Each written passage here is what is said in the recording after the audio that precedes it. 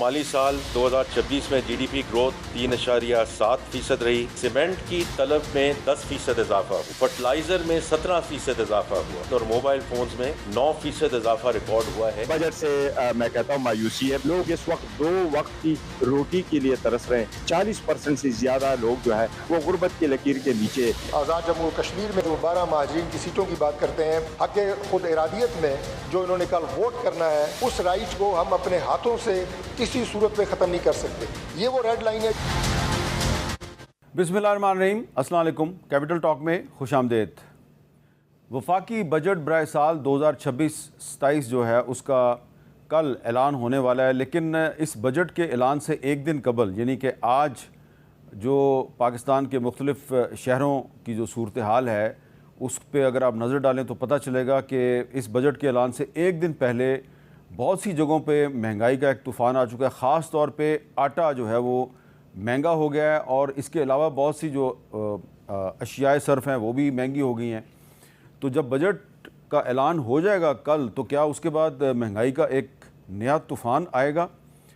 और अगर हुकूमत जो है वो ये दावा करती है कि हम महंगाई के तूफ़ान को कंट्रोल कर लेंगे, तो दूसरी तरफ 2 बड़े अहम इश्यूज़ हैं, चैलेंजेस मुझे नज़र आ रहे हैं।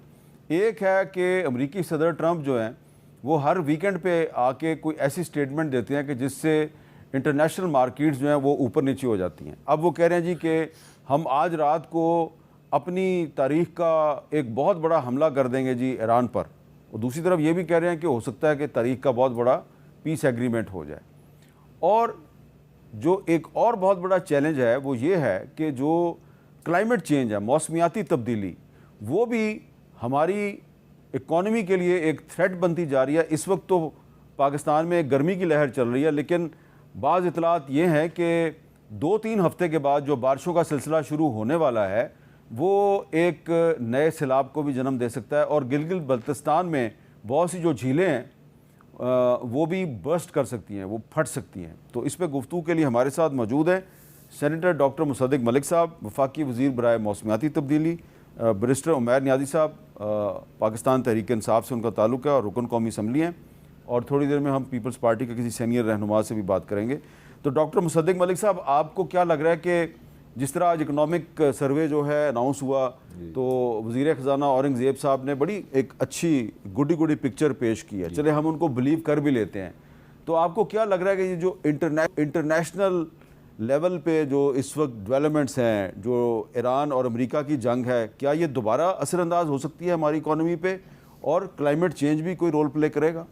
देखिए, पहले तो मैं समझता हूँ कि इस सब के बावजूद कि हमारे आखिरी क्वार्टर में जंग हो गई और तेल की कीमतें कहाँ से कहाँ दुगनी हो गई, $60 की बैरल $110 की बैरल तक चली गई।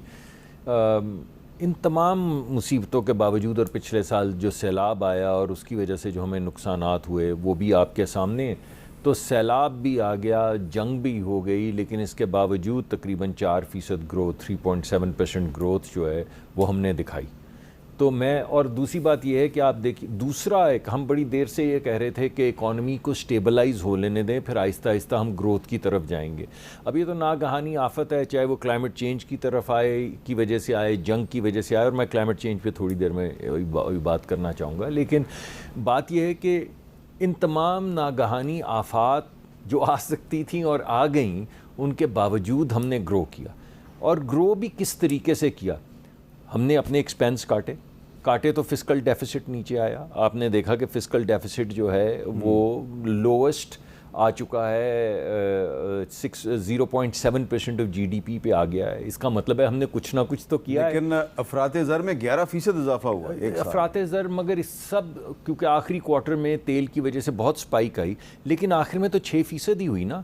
अभी सिंगल डिजिट्स के अंदर ही, कहाँ पे आपको याद होगा कि जब हम यहाँ प्रोग्राम करते थे तो 37% हम बात करते थे कि जो खाने पीने की अशिया हैं उनमें बाज़ जगहों पे 30% 40% अफराते ज़र है, यानी महंगाई की शरह है।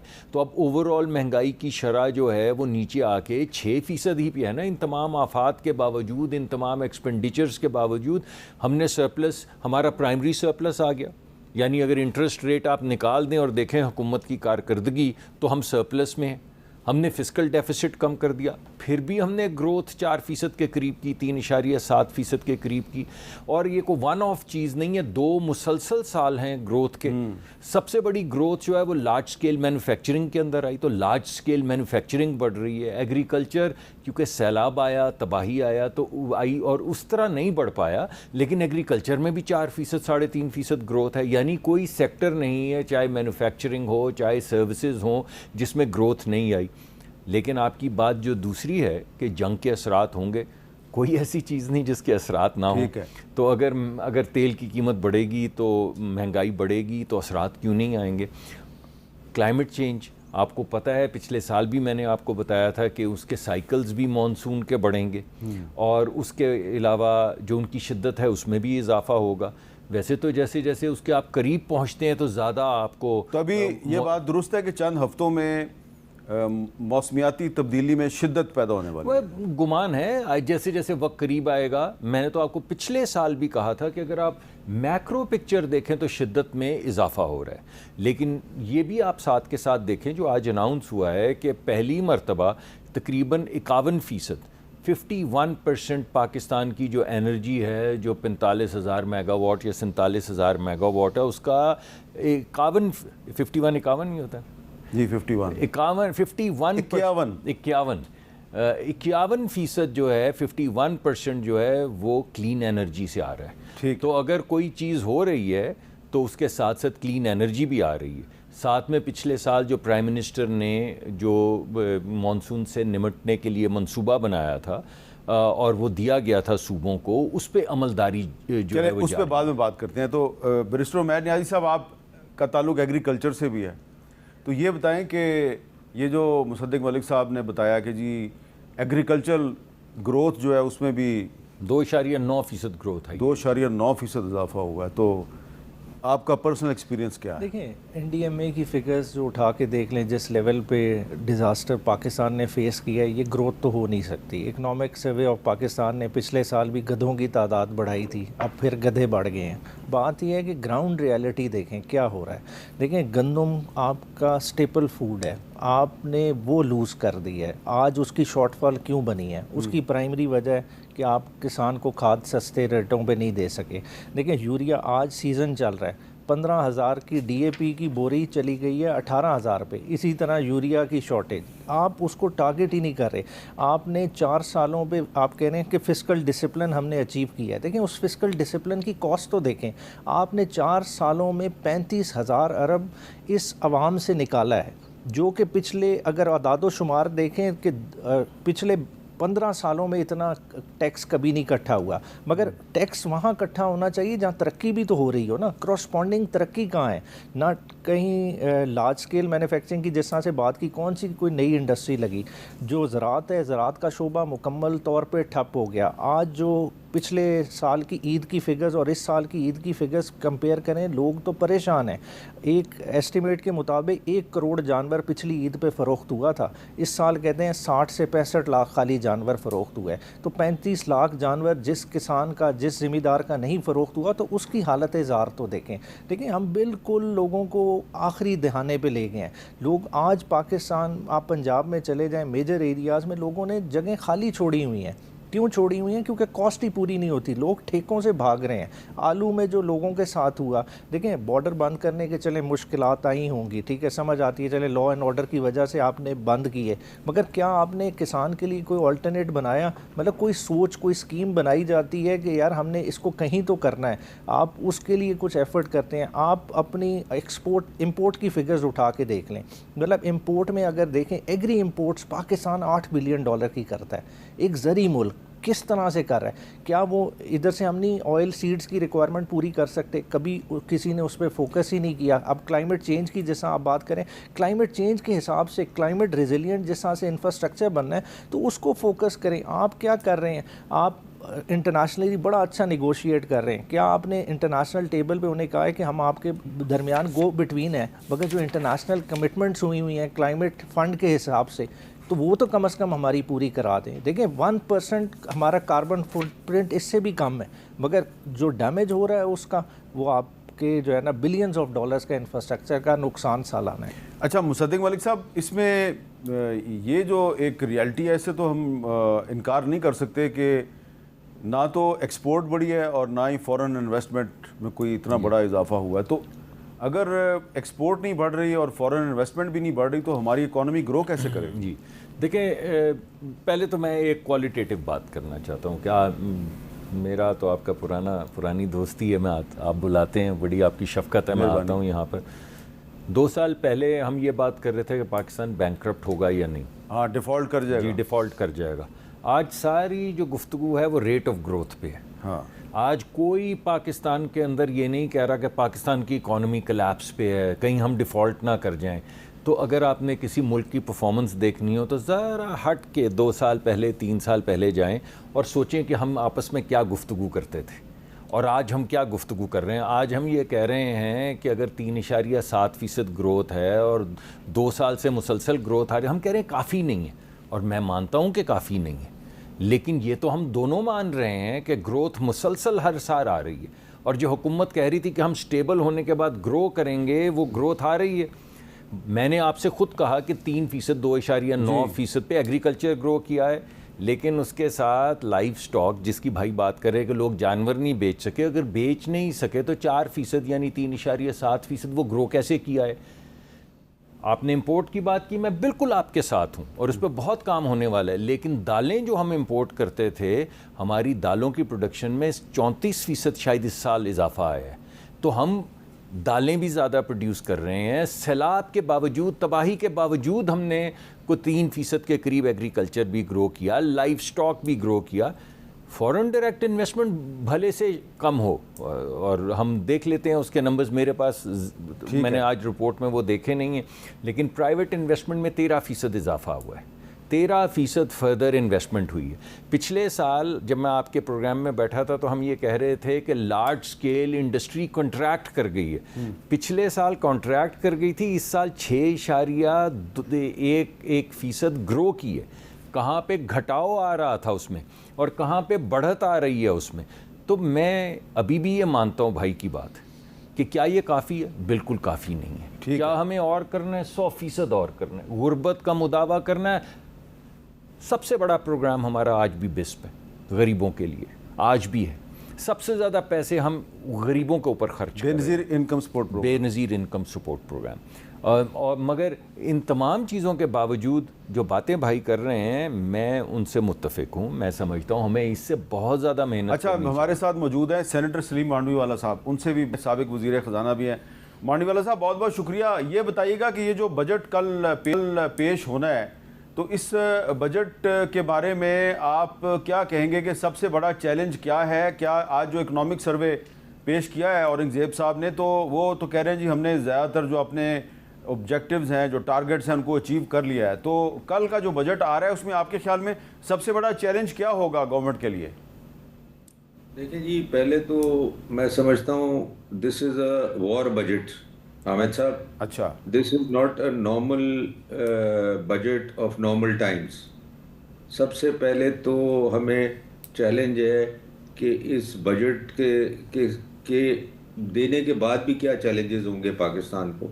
मैं मुसद्दिक साहब से एग्री करता हूँ कि हालात जो आज, उनकी कोई बात नहीं कर रहा कि पाकिस्तान डिफ़ॉल्ट करेगा, कोई बात नहीं कर रहा कि पाकिस्तान का रुपए जो था वो 500 रुपये हो जाएगा, कोई ये बातें नहीं कर रहा। आज सिर्फ ग्रोथ की बात हो रही है।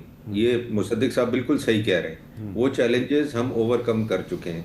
अब ये जो इस वक्त जिन हालात में ये बजट आ रहा है ना, ये मैंने ऐसे हालात देखे नहीं। वो एक पहले जो एक हुई थी इंडिया के साथ थोड़ी बात, वो एक टेम्पररी चीज़ थी, मगर ये तो एक ऑनगोइंग चीज़, सिचुएशन कर 150 बिलियन और पता नहीं प्रोविंसेस ने कितने बिलियन तो फ्यूल सब्सिडी में उड़ा दिए। तो अगर इस किस्म की चीज़ें होती रहेंगी तो हम जिस किस्म का भी बजट ले आए इस वक्त, उसने इन द सेम शेप नहीं रहना ड्यूरिंग द ईयर। अच्छा, तो सबसे बड़ा चैलेंज मेरी नज़र में इस बजट को ये है। दूसरा चैलेंज जो है वो पाकिस्तान की सिक्योरिटी है।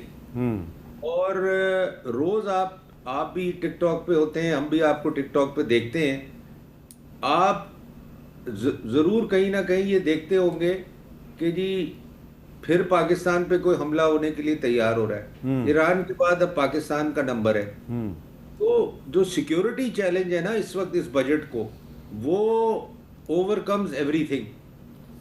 तो ये दो चीज़ें मुझे इस बजट में बहुत चैलेंजिंग नज़र आ रही हैं।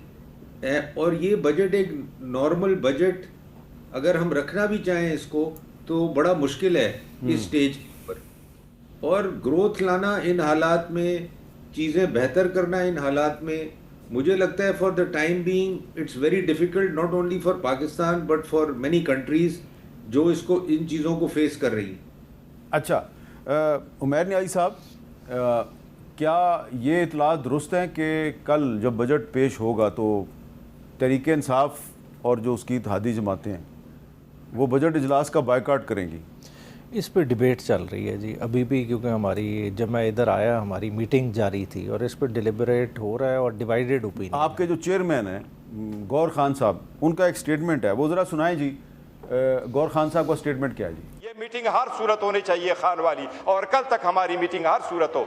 हम आपसे रूलिंग मांगते हैं, हमारे खान तक एक्सेस दे। जब तक हमारा ये फैसला नहीं होता, हमने भी फैसला किया हुआ है, आज हम पार्लियामेंट्री पार्टी की जॉइंट मीटिंग करेंगे कि क्या आइंदा हमें इस पार्लियामेंट में रहने का कोई इसका आवाम का अगर हम हेल्प नहीं कर सकते तो हम अगर आवाम की मदद हम नहीं कर सकते, आवाम के लीडर की बात हम यहाँ ईमान में नहीं कर सकते, तो यहाँ बैठने का कोई फ़ायदा नहीं। लिहाजा हम एज अ प्रोटेस्ट वॉकआउट करते जनाब स्पीकर, और आज हम फ्यूचर के लिए फैसला करेंगे। अच्छा, वॉकआउट किया, और सिर्फ मामला इतना नहीं है कि बजट इजलास का बायकॉट करना है, लग ये रहा है वो कह रहे हैं कि हम असम्बलियों से ही इस्तीफ़ा दे देंगे।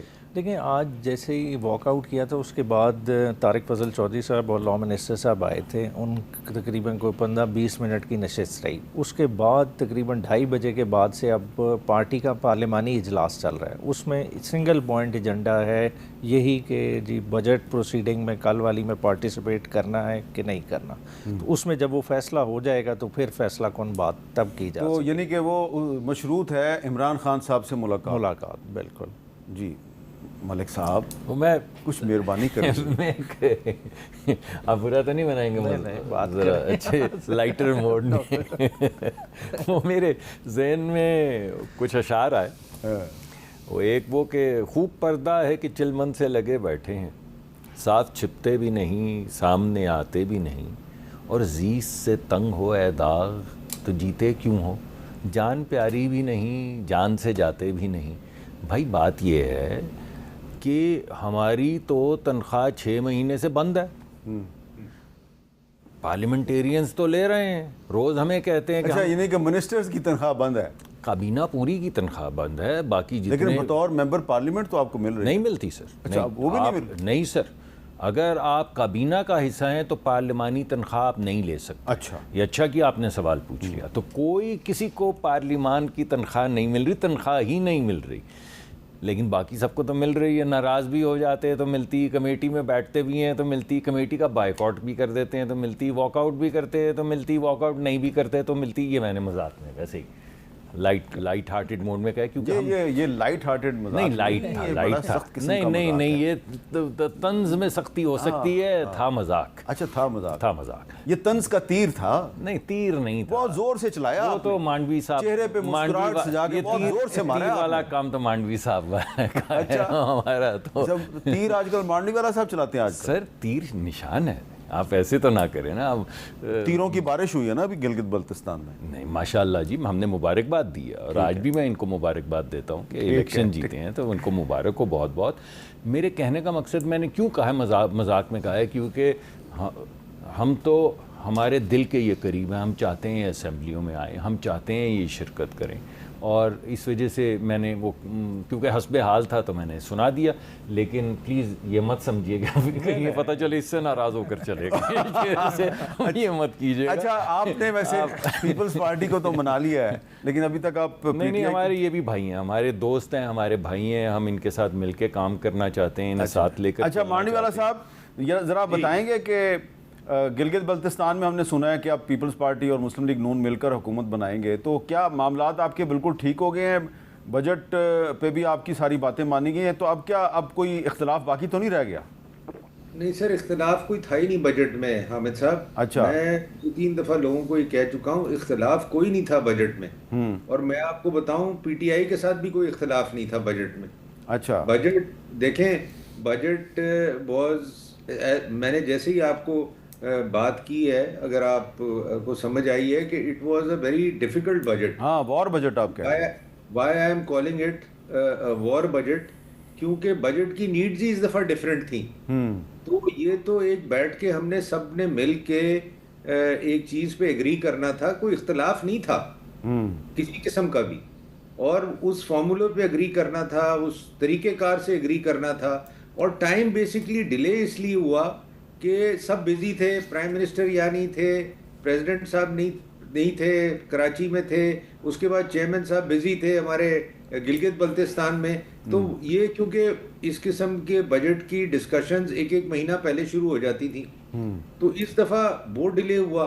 फिर IMF के साथ प्रिंसिपल अप्रूवल में थोड़ी डिले हुई, तो ये इसकी वजह से इस दफ़ा बजट डिले हो गया। नहीं तो ये वही जो ट्रेडिशनली 3 तारीख को 5 तारीख को बजट आता है तो वो आ जाता। अच्छा, तो ये जो 2-3 दिन पहले प्रेसिडेंट हाउस में एक बड़ी तवील मुलाकात हुई थी, मीटिंग हुई थी, उसमें प्रेसिडेंट साहब के साथ प्राइम मिनिस्टर साहब भी थे और भी बहुत से लोग थे, तो क्या सब थे। उसका फोकस क्या था? उसका फोकस आज़ाद कश्मीर था या कुछ और था?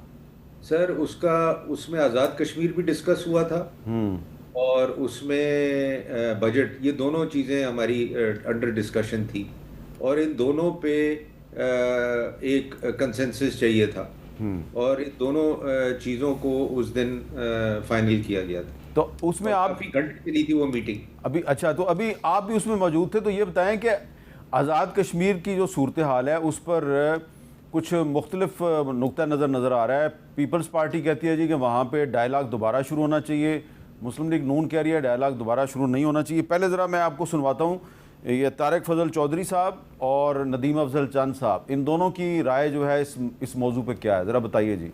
कैटेगोरिकली मैं आपको बता रहा हूँ कि मुज़ाकरात के दरवाजे बंद हो चुके हैं। वो तब तक खुले थे जब तक इन्होंने हथियार नहीं उठाए थे और स्टेट ऑर्गन्स पे, स्टेट मशीनरी पे, लॉ इन्फोर्सिंग एजेंसीज पे फायरिंग नहीं की थी। उनके चेहरे तक मस करने की इन्होंने कोशिश की है। मुज़ाकरात बिल्कुल नहीं होंगे। बिल्कुल मुज़ाकरात होने चाहिए।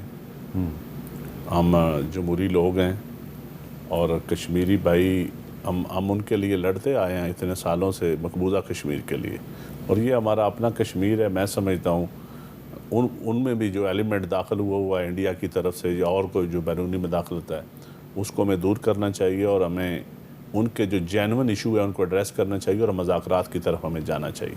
अच्छा, अब मांडी वाला साहब, ये मैंने इसलिए ये दोनों स्टेटमेंट सुनवाई हैं, नदीम अफजल चंद साहब की भी और तारिक फजल चौधरी साहब की भी, क्योंकि ख़बरें हमारे पास भी यही हैं कि जो मीटिंग थी प्रेसिडेंट हाउस में, उसमें जो आपकी पार्टी का जो मौक़िफ़ था वो था मुज़ाकरात किए जाएं, और प्राइम मिनिस्टर और जो फेडरल बाकी मिनिस्टर्स थे उनका मौक़िफ़ कुछ और था। तो ये मामला जो आपको लग रहा है कि इस पे ये तय हो जाएगा या इस मामले पे इख्तलाफ बरकरार है? देखें हामिद साहब, कोई भी सियासी आदमी ये नहीं कह सकता कि मुज़ाकरात नहीं होने चाहिए। मैं समझता हूँ कि अगर कोई ये कहता है तो फिर he is not a politician ji.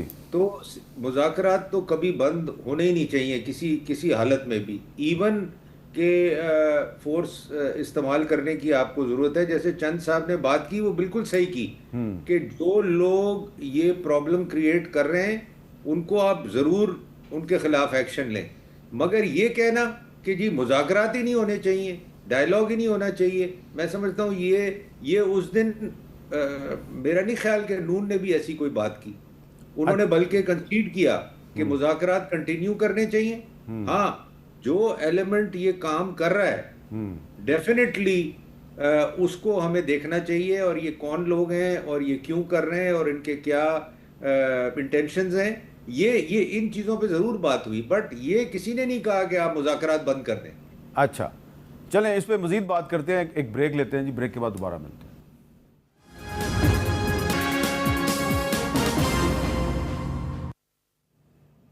Capital talk में दोबारा खुश आमदीद जी। सेनेटर मुसद्दिक मलिक साहब, आपका क्या ख्याल है कि एक बड़ी ओपन सी डिबेट हो रही है पीपल्स पार्टी और मुस्लिम लीग नून के दरमियान, और इसमें मुझे भी पता है कुछ आपके जो साथी हैं फेडरल मिनिस्टर जिनका ताल्लुक मुस्लिम लीग नून से है, वो चाहते हैं कि मुज़ाकरात हो जाएं, लेकिन वो जो कालदम अवामी एक्शन कमेटी है उसका जो एहतजाज है, जब उस एहतजाज में से कुछ लोग जो हैं वो वायलेंस का रास्ता अख्तियार करते हैं, तो ज़ाहिर बात है फिर एक जवाज़ मिल जाता है हार्ड लाइनर्स को कि जी मुज़ाकरात नहीं होने चाहिए। तो कोई आपको लगता है कि इस पर आफ्टर थाट जो है वो है और मुस्लिम लीग नून और पीपल्स पार्टी में कंसेंसस हो जाएगा कि जो लोग पुरअमन मुज़ाकरात के हामी हैं उनके साथ मुज़ाकरात का सिलसिला शुरू कर दिया जाए? मेरा ख्याल है जी, अगर आप सारी गुफ्तगू सुने तो आपको एक रीज़नेबल कंसेंसस नज़र आ रहा है। देखें, दुनिया में किसी भी जगह पे अगर आप लॉ इन्फोर्समेंट एजेंसीज़ के ऊपर बंदूक ताने तो ये शॉट एट साइट, यानी नो क्वेश्चंस आस्क्ड। आपने हर जगह दुनिया में देखा। आप मतलब धक्कम पेल कर रहे हो, आपको पुश कर रहे हो, वो एक अलहदा बात है, लेकिन अगर आप बंदूक उठाते हैं, लेकिन अब पाकिस्तान में एक नया नैरेटिव ये भी आया कि जो सड़क बंद करेगा हम उसको गोली मार देंगे। नैरेटिव तो हम बहुत से चलाते हैं, रोज़ आपके पास आते हैं, नैरेटिव बिल्डिंग करते हैं, लेकिन हकीकत ये है कि जब धक्कम पेल तक बात रहे, पथराव भी हो जाता है, बाज़ दफ़ा ज़्यादती भी हो जाती है, वो एक और बात है। लेकिन जब आप अपने ही बच्चों, देखिए कोई भी शख्स, आप किसी का भी बच्चा पुलिस में भर्ती हुआ हो तो आज अफसर लगा हो सकता है और किसी भी सड़क पे मौजूद हो सकता है, और वो अपनी माँ, अपनी बेटी, अपनी बच्ची की हिफाजत के लिए ही सड़क के ऊपर आया होता है। हमारी ट्रेनिंग में कमी है, बाज़ दफ़ा बड़ी एक्सेस हो जाती है और बड़ी ज़्यादती हो जाती है, और पुलिस को ट्रेन करना बहुत ज़्यादा ज़रूरी है। लेकिन बहरहाल उनका काम, उनकी नौकरी अफवाज की जैसे सरहदों पे है, अंदर हमारी अफवाज की, अंदर हमारी पुलिस की, हमारे बच्चों की, हमारी हिफाजत के लिए। अब अगर आप प्रोटेस्ट की आड़ में या प्रोटेस्ट में या उसकी आड़ में अगर आप उन्हें गोलियां मारनी शुरू कर दें, अगर आप उन्हें शहीद करना शुरू कर दें, अगर आप फ़ौजी जो हस्पताल हैं, इस वजह से कोई हस्पताल फ़ौजी है, उस पर धावा बोलना शुरू कर दें, अमलाक को नुकसान तो क्या, मतलब आप देखें आप कर क्या रहे हैं। मैंने पहले भी, आपको याद होगा, इस पर बड़ी गुफ्तगू की, अभी मैं वो बातें नहीं करना चाहता, कि ये नामुनासिब है। किसी भी जगह पे जहाँ पे आप करेंगे वहाँ पे मुज़ाकरात नहीं हो पाएंगे। लेकिन अगर आपके वो सेक्शंस या कोई बंदा कहे कि मैं हथियार रखता हूँ, हथियार नहीं, हम सिर्फ बात करना चाहते हैं, तो फिर बात हो सकती है। इस वजह से मैं आपको कह रहा हूँ कि इस वक्त गुफ्तगू इसी पैराए में हो रही कि जो हथियार उठाएगा, जो हमला करेगा, जैसे कहा डॉक्टर साहब ने, डॉक्टर तारिक फजल चौधरी ने, उनसे आप क्या बात करेंगे? अगर कोई मुल्क की सरहदों पर हमला कर दे तो आप पहले उसके सामने खड़े तो होते हैं ना। बात तो अफवाह, जब ये ईरान और अमेरिका में भी बात हो रही है, लेकिन अगर कोई हमला करे तो आप कैपिचुलेट तो नहीं करते। ये देखें ना, ये सवालात इसलिए पैदा हो रहे हैं कि मेरे सामने इस वक्त एक ब्रिटिश पार्लियामेंट के मेंबर का एक ख़त है जी। वो ये मुतालबा कर रहे हैं वज़ीर आज़म शहबाज शरीफ साहब से कि जो आज़ाद कश्मीर में आपने जो लॉकडाउन किया हुआ है और जो पाबंदियाँ आपने लगाई हैं, ये इन पर नज़रसानी करें और ये सिचुएशन जो है इसको मुज़ाकरात के ज़रिए हल करें। अब कुछ, और ये वो लोग हैं जो पहले इंडिया के ख़िलाफ़ पाकिस्तान का साथ देते रहे हैं। अब वो 50 मेंबर पार्लियामेंट जो हैं बरतानिया के, जब वो ये कहते हैं जी आज़ाद कश्मीर में जो सूरत हाल है इसको संभालें आप, ये तशवीशनाक है, तो यहाँ से कहा जा रहा है तुम कौन होते हो पाकिस्तान के अंदरूनी मामलात में मुदाखलत करने वाले? तो फिर कल को फिर ये इंडिया के खिलाफ भी खड़े नहीं होंगे। मैं इसको किसी और पैराए में, किसी और जाविये से आपके सामने पेश करता हूँ। एक बैनुल अक़वामी टीवी चैनल ने, जो दुनिया के बड़े तरीन टीवी चैनल्स में से एक है, दो में से, उन्होंने मुझसे यही बात तकरीबन एक दिन की, मुझे याद नहीं पड़ता कौन सा शहर था, शायद यही हो या मुख्तलिफ हो, मगर यही बात की। तो मैंने उनको हवाला दिया कैपिटल हिल का, और मैंने बोला कि भाई ये बात आपकी 100% ठीक है, जब कैपिटल हिल पे धावा बोला जिसके अंदर वो लोग जो सिर्फ इंट्रीग में इन्वॉल्व थे, आपने उनको 27, 30 साल सजा दे दी, तो जो हम पे लागू होता है वो आप पे भी लागू होता है, तो आप भी हमले करवा लें, आप भी देख लें, आपकी अफवाज पे हमला कर दें। अगर हमारे भाई हों, मुझे तो नहीं मालूम किसने लिखा है, मेरे लिए बड़े काबिल एहतराम है, I would like to meet with him, talk to him, और मैं कोई चैलेंजिंग मैनर में ये नहीं कह रहा, मगर मैं ये कहूँगा कि वो भी कहेंगे कि अगर हमारे ये भाई हैं मगर जिस मुल्क में मकीन हैं, जहाँ के इमरान शहरी हुसैन हैं, साहब हैं, ब्रिटिश पार्लियामेंट के मेंबर हैं, तो हमारे दोस्त हैं और हमारे लिए बहुत काबिल इज़्ज़त हैं और बड़ा हमें सपोर्ट करते हैं, लेकिन उनको भी मालूम है कि अगर उनके अपनी जहाँ के वो शहरियत रखते हैं, अगर अफवाज पे हमला हो जाए, पुलिस पे हमला हो जाए या पार्लिमान पे कोई हमला करके कब्ज़ा करने की कोशिश करे, तो मेरे ख्याल में उन्होंने सिंबॉलिकली तो एक बात की, मगर शायद उस वक्त वो हार्ड लाइन लें कि नहीं ये नहीं हो सकता। और हम भी यही कह रहे हैं कि ये नहीं हो सकता, हम अपने भाइयों बहनों से क्यों नहीं उनको साथ लेके चलेंगे।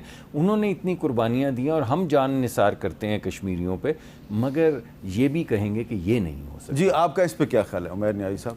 देखिए, एक तो कश्मीर कॉज एक यूनिक हमारा, देखें, एक आज़ादी का इनकम्प्लीट एजेंडा है। आप हमें एक आदत सी पड़ गई है, हम पाकिस्तान में जो कर रहे हैं, हमारा एक किस्म का हाथ खुल गया है, हम उसी तरह से बाकी सबको डील करने की कोशिश कर रहे हैं, जो कि बहुत गलत है। देखें, पब्लिसाइड होना है, हम इन्हीं लोगों पे रिलाई कर रहे हैं, इन्हीं लोगों से हम एक्सपेक्ट करते हैं कि ये लोग उल्टा जम्मू वालों को कन्विंस करेंगे कि पाकिस्तान के साथ आपने आना है। और ख़ास तौर पे जो कश्मीर का डायस्पोरा है, इतने आज़ाद कश्मीर में लोग नहीं हैं जितने कश्मीरी डायस्पोरा सारी दुनिया में फैला हुआ है, और इफ़ेक्टिव डायस्पोरा है, हमेशा हमारी आवाज़ बनता है।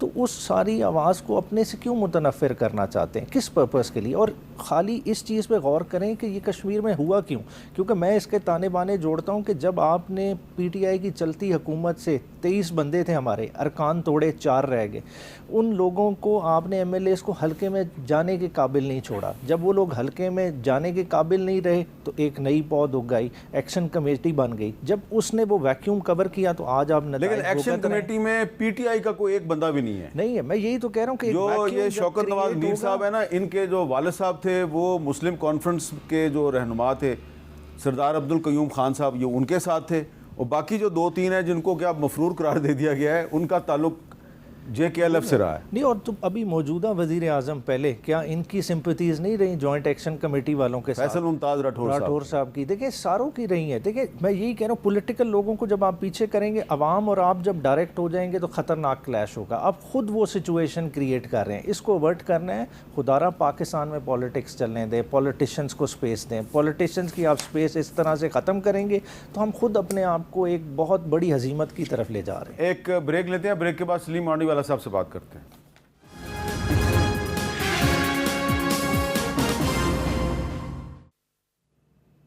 कैपिटल टॉक में दोबारा खुश आमदेद। सेनेटर सलीम मांडीवाला साहब, ज़रा थोड़ी सी रोशनी डालेंगे आप कि आपने इस बजट को तो वॉर बजट करार दे दिया, तो जो वॉर बजट होता है वो गैर मामूली हालात में आता है, तो आपको क्या लग रहा है कि इस वक्त जो पाकिस्तान में सूरत हाल है, एक तरफ इंटरनेशनल लेवल पे तो हम क्रेडिट लेते हैं जी कि हमने अमेरिका और ईरान के दरमियान मुज़ाकरात करवा दिए और पाकिस्तान का जो रोल है रिकॉन्सिलिएशन में वो बड़ा ज़बरदस्त है, लेकिन अंदरूनी हालात हमारे ये हैं कि हम आपस में एक दूसरे पे गोलियां चला रहे हैं, तो इसकी वजह से काफ़ी पॉलिटिकल इंस्टेबिलिटी भी नज़र आ रही है। तो ये जो वॉर बजट है ये फिर कैसे सर्वाइव करेगा कि अगर पाकिस्तान में पॉलिटिकल इंस्टेबिलिटी होगी? देखें सर, हामिद साहब, ऑब्वियसली पॉलिटिकल इंस्टेबिलिटी के तो कोई भी फेवर में नहीं है। और मैं आपको एक और चीज़ बता दूं, शायद PTI वालों को ये पता नहीं है, जो पहली हमारी मीटिंग हुई है ना प्रेसिडेंसी में, उसमें 4 चीफ मिनिस्टर मौजूद थे। अच्छा, 4 चीफ मिनिस्टर मौजूद थे और 4 को बिठा के ये डिस्कशन हुई है कि हम इस बजट को, इस वॉर सिचुएशन को कैसे डील करें। तो ये कहना कि PTI ऑन बोर्ड नहीं थी, ये बिल्कुल गलत है। अच्छा, the chief minister were very much there और उन्होंने सारी बातें सुनी और उन्होंने कहा कि जी जो दूसरे प्रोविंसेस डिसाइड करेंगे हम भी फॉलो करेंगे। तो मेरा कहने का मतलब ये है कि कोई चीज़ आइसोलेशन में नहीं की किसी ने भी। अच्छा, और प्रेसिडेंट साहब की ये डिज़ायर थी कि एवरीबडी शुड कम, और हमने उनको रिक्वेस्ट की और उन्होंने एक्सेप्ट किया कि मैं आऊँगा और मैं बैठूंगा और and I want to know what is happening. ठीक है, और हमें क्या चैलेंजेस हैं, क्या मसाइल हैं और हम किस तरह इनको डील करेंगे। तो मेरा कहने का मतलब ये है कि कोई भी इसके फेवर में नहीं है कि पॉलिटिकल इंस्टेबिलिटी हो किसी किस्म की भी। ठीक है, और किसी की ये डिज़ायर नहीं है कि मुल्क में इंस्टेबिलिटी हो। तो मैं अगर किसी का ये व्यू है, देखिए अब बलूचिस्तान में हमारे कितने सालों से प्रॉब्लम चल रहा है, कश्मीर में आज प्रॉब्लम शुरू हुआ था, अगर आप देखेंगे ये पहले भी प्रॉब्लम हुआ है जी। जब उन्होंने कहा कि जी आटा इतने का कर दें, बिजली इतने की कर दें, और उसमें भी आपको पता है कि इस टाइप की प्रॉब्लम हुई थी, तो गवर्नमेंट ने उनके साथ डायलॉग करके चीज़ें एग्री कर ली जी। अब ये जो एक अचानक चीज़ इलेक्शन आने से पहले आई है, तो ये तो किसी को नोबडी एक्सपेक्टेड दिस, और तो उनकी कोई डिमांड नहीं है, उनकी तो डिमांड है ये 12 सीटें खत्म कर दें। तो this is a political demand, this is not people's demand of the AJK. ठीक है, अगर आप आम आदमी से पूछें एजेके के, उसकी तो ये डिमांड नहीं है 12 सीटों की। ठीक है, तो ये कोई पब्लिक की डिमांड नहीं है, वो डिमांड थी पहले, जो वो कह रहे थे कि जी हमारे यहाँ आटा महंगा है, हमारे यहाँ चीज़ें महंगी हैं, हमें रिलीफ दें, और गवर्नमेंट ने रिलीफ दी। तो अब इसको ये ट्विस्ट देना कि जी ये पॉलिटिकल अनस्टेबिलिटी हो गई है मुल्क में, तो मेरा नहीं ख्याल दिस इज़ करेक्ट। ओके जी, आपका क्या ख्याल है उमैर न्याई साहब, ये मुज़ाकरात के ज़रिए मसला हल हो जाएगा? देखिए कश्मीरी डायस्पोरा जिससे आप लेटर का हवाला दिए, इन्वॉल्व करना ज़रूरी है। देखिए घर में मसले हो जाते हैं, जब डायरेक्ट मसले हों आप ख़ुद नहीं हल कर सकते, थर्ड इंटरमीडिएटरी अगर बीच में आ जाए कोई उसमें मुज़ायका नहीं। हाउस ऑफ लॉर्ड के कितने रिप्रेजेंटेटिव्स पहले गुजरे, उनका असर भी है, उन्हें बुलाएं, वो लोगों के साथ इंगेज करें। बाकी जो बात है ना कि ये पीपल्स डिमांड नहीं है, देखें पीपल्स डिमांड इस तरह से है कि वैली के 6 हलके हैं, उन 6 हलकों की पॉपुलेशन कितनी है किसी को पता है? वोटर लिस्ट है 35,000 बंदों की, 32,000। हाँ जी, और 400 वोट लेके भी एक एमएलए बन जाता है। तो जब उधर की असेंबली का टोटल काउंट होता है तो उनका एतराज़ यही होता है कि इन्हीं की बेस पे हमें आप जो है ना हाईजैक कर लेते हैं। फिर जब डेवलपमेंट फंड 10-10 अरब का, अब पिंडी का एमएलए है कश्मीर का एमएलए 10 अरब उनके नाम का इधर खर्च करे, वो खर्च होता है नहीं होता, वो पंजाब की स्कीमों के नाम पे एडजस्ट हो जाता है, किधर चला जाता है, तो ये बहुत बड़े एतराज़ात हैं। लोग वहाँ के इससे सफ़र कर रहे हैं, तो हमें उनकी बात को सुनना चाहिए। ठीक है, उसकी resolution through amendment of parliament होनी है, उसका वक्त लिया जा सकता है, रीज़नेबल बात की जा सकती है। अभी मौजूदा गवर्नमेंट के पास वो मैंडेट नहीं है, इतनी सीटें नहीं है, वो नहीं कर सकती। आने वाली पहली असेंबली इस चीज़ को टेक अप। चले अब आप वापस आखिर में बजट पे आते हैं, जब हमारे पास 1 मिनट बचा है। अगले साल जब बजट आएगा तो आपको क्या लग रहा है कि हमारे सामने चैलेंज क्या होगा? मांडीवाला साहब तो कह रहे हैं ये वॉर बजट है, तो अगले साल तक आपको कोई अच्छी उम्मीद नज़र आती है, ये टारगेट सारे अचीव हो जाएंगे? मैं तो समझता हूँ जी कि इंशाल्लाह हमारे रेवेन्यू बढ़ेंगे, हम अपने ख़र्चे और कम करेंगे। हमारे जो हमारे एसेंशियल जो हुकूमती ख़र्चे हैं, ये वॉर से रिलेटेड या कोई नागहानी आफत आने से रिलेटेड जो ख़र्चे हैं, उनके लिए हम एक बफ़र रखेंगे। और जिस तरह कह रहे थे हमारे भाई अभी के ये वॉर बजट है, तो मांडवी वाला साहब को मालूम है कि हमने इस मरतबा इस साल 2 वॉर्स सही हैं, एक हमारी जंग और एक ये जो ख़ित्ते की जंग है, और एक सैलाब भी सहा है, और फिर भी ग्रोथ थी। तो मैं यकीन दिलाना चाहता हूँ अपने तमाम नाज़रीन को कि ये हुकूमत जो वादा किए हुए थी वो पूरा कर रही है। स्टेबिलिटी की बात अब भी हम कर रहे हैं, मगर ग्रोथ के ऊपर हम उस ट्रेजेक्ट्री पे आ चुके हैं, और इंशाल्लाह जो कुछ भी होगा हम इसी तरह आहिस्ता आहिस्ता ग्रो भी करते रहेंगे, इसी तरह अपने रिज़र्व्स भी बढ़ाते रहेंगे, इसी तरह अपना सरप्लस भी एक्सटर्नल सेक्टर में क्रिएट करते रहेंगे। और गाहे बहाए अभी पिछले साल जो हमारा इंटरेस्ट पेमेंट थी उसमें देखें कितनी कमी आई है, तो इंटरेस्ट पेमेंट पे भी खींच रहे हैं, अपने लोन्स को रीनिगोशिएट कर रहे हैं, सस्ता कैपिटल रेज़ कर रहे हैं, तरक्की की तरफ जा रहे हैं, और बहुत बड़ा फोकस एग्रीकल्चर की तरफ होगा।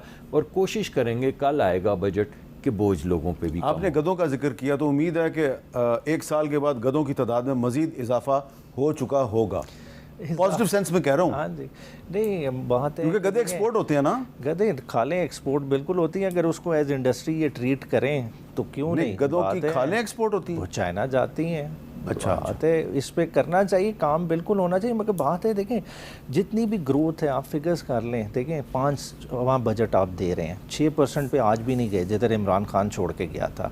देखें, चंद लोगों की ग्रोथ पूरे मुल्क की ग्रोथ नहीं होती। जब तक इंक्लूसिव इकॉनमी नहीं बनेगी, जब तक 45% आवाम दोबारा सतह गुर्बत से वापस नहीं आएगी, ये सारा आई वॉश है। अल्लाह ताला आपको ज़िंदगी दे, अगर हम जिंदा रहे तो जो मुसद्दिक मलिक साहब ने जो दावा किया आज, 1 साल के बाद इनकी मौजूदगी में दोबारा इसका जायज़ा लेंगे। आप दोनों का शुक्रिया। मांडीवाला साहब, आपका भी बहुत बहुत शुक्रिया। मुझे दीजिए इजाज़त। Thank you sir, thank you.